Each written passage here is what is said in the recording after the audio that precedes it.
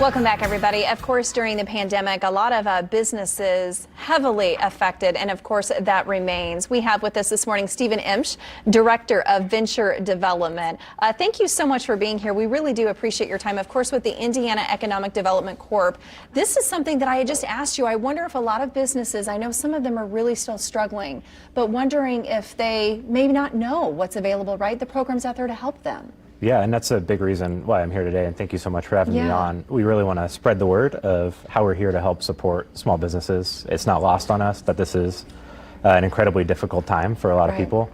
And so we, through the help of the legislature and the governor, have created the Small Business Restart Grant as a way to really support small businesses. And you know, time is of the essence specifically on this one. Absolutely. Applications close down Monday here, November 15th. So if a business is eligible, I would really encourage them to look through it and apply as soon as possible. Well, let's get to the nitty gritty of it then. Like, what does that grant mean? What does it entail? Yep, great question. So Small Business Restart Grant is built as an expense reimbursement program. So without getting too granular, that really means you can submit proof of expenses, stuff you've paid, and we can reimburse that. So when you're thinking expenses, start thinking about your mortgage, payroll, insurance. For sole proprietors, we can reimburse some of your revenue. Right. And there's other expenses as well.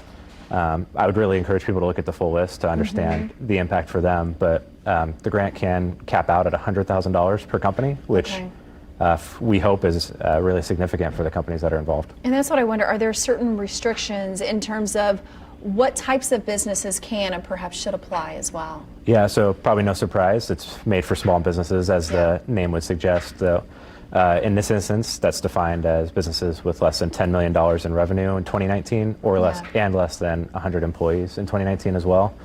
The other piece on that is the businesses need to be profitable as well, to be eligible for the grant. This isn't the only thing, of course, you guys do with IDEC. What other resources do you provide or do you have for people out there who might need your help? I think the biggest thing that I hear not enough people utilizing is the Small Business Development Center that's located here in Indiana. I work with these people day in and day out. They operate essentially out of our office, but they have locations all across the state. They offer no-cost consultations for businesses that are operating in dynamic environments, and we're certainly in that right now. And so they're an incredibly passionate team. They know everything there is to know about small business. A lot of their consultants are people that have been there and done that. So I would encourage people to go to their site. It's isbdc.org and find out more about how they can help. Talk to the people who have been there, right? Because they know. Okay, let's get back to this grant very quickly. Where can we go to learn more, to apply, to get all the information? Yep, great question again. Stayinbiz.org. It's going to have all of the information for you. Yep, and it'll have a video on how to apply.